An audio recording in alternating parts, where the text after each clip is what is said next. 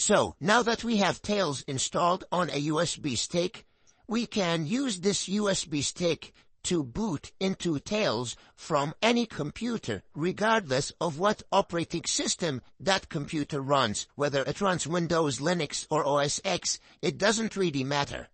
All we'll have to do is connect the USB device that we installed Tails to the computer that we want to run Tails on, start the computer or restart it if it's already running.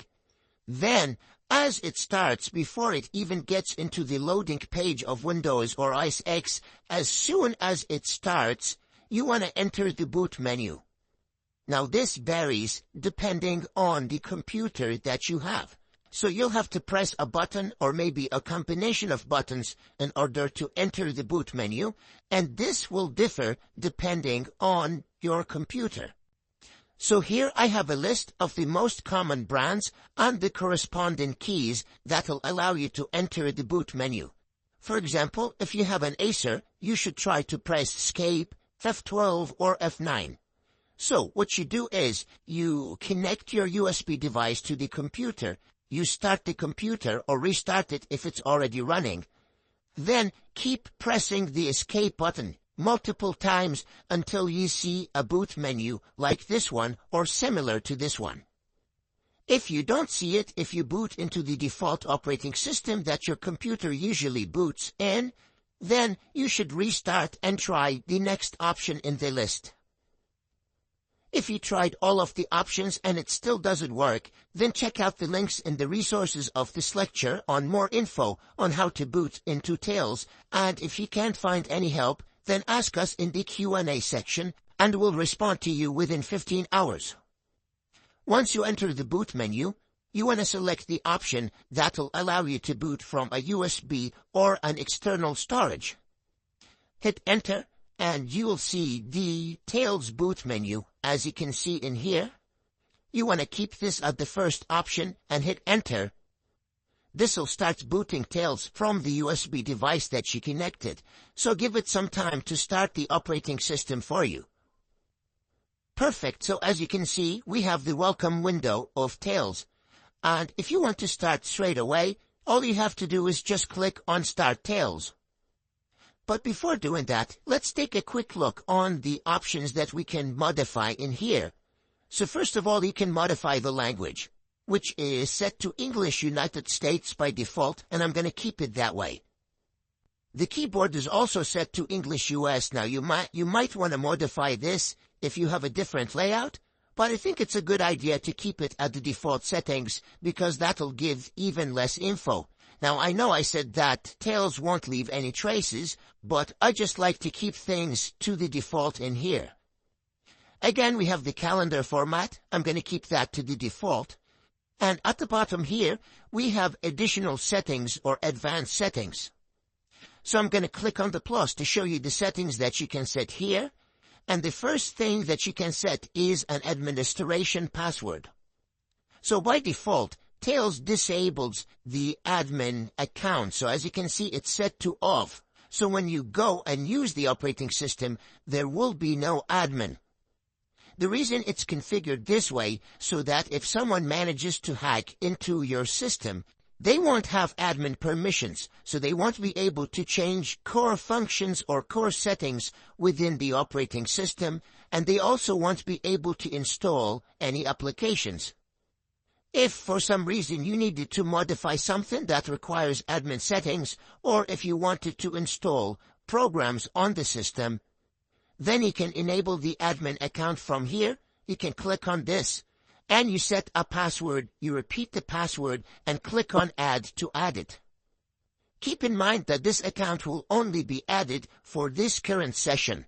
Once you restart the computer, the admin account will disappear along with all the modifications that you make to Tails, because like we said, Tails is a live amnesic operating system that completely wipes everything that you do every time you restart the computer. So when you create an admin account in here and log in, this admin account will disappear and will not even exist once you restart the computer. So if you want to use an admin account again, the next time you use the system, you're going to have to come to this menu and create it. But for now, I don't really want to do anything that requires admin privileges, and I don't want to install any programs. So I'm going to click on back, and I'm going to keep this to off. The next setting that you might want to modify is the MAC spoofing. And as you can see, this is set to on by default. Now, MAC address is a unique and permanent address that is assigned to every network device. It gets assigned to it at the time the device is manufactured, and it never changes. So, for example, if I have an Ethernet card or a Wi-Fi card and unplug it from my computer and connect it to a completely different computer, that card will still have the same MAC address. Now, this MAC address is only visible within your network. It's not visible on the internet. As we know, Tails automatically routes all internet traffic through Tor, so we're not really concerned about stuff that happens on the internet. It should hide our identity automatically. But within the network, the MAC address is visible, and the MAC address is unique and permanent, like I said, and therefore it can be used to identify you.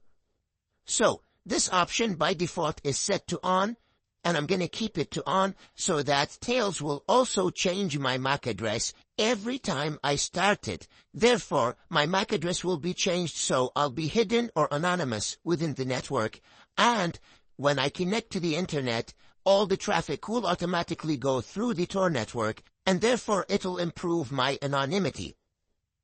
The only time you might want to set this to off is if the network that you're connecting to uses a whitelist, so if it only allows specific MAC addresses to connect to it, and if your MAC address is one of these whitelisted MAC addresses, that's the only time that you might want to set this to off.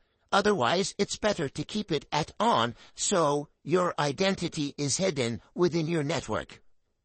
Now, the third option here, the network connection, and this is set to direct the default. Like I said, this means that all traffic sent from any application on Tails will have to go through the Tor network, so this is perfect. But if we click on it, you'll also see we have two other options. The second option is to configure a Tor bridge or a proxy, and we already discussed what bridges, pluggable transports, and proxies are. Previously in the course, we discussed how to get them and why you might want to use them. So I'm not going to really talk about it right now. If you don't remember what they are, please go back and revise the previous section. I will, however, show you how to use a bridge or a pluggable transport with Tails, because we only covered how to do it with Tor browser. So I'll show you how to do this with Tails in a future lecture. For now, we're keeping this to the default. Obviously, the third option here will disable all networking. We don't want to this right now, so we're keeping everything here to the default, and I'm going to click on Cancel, and we're back to the Welcome menu, in which we can just shut down or start Tails.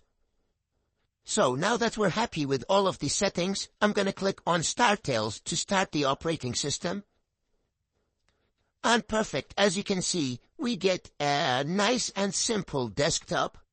I know it might look strange to you, especially if you're used to Windows, but don't worry, it's actually very simple to use, and it's very similar to a lot of operating systems, even though it looks a little bit different.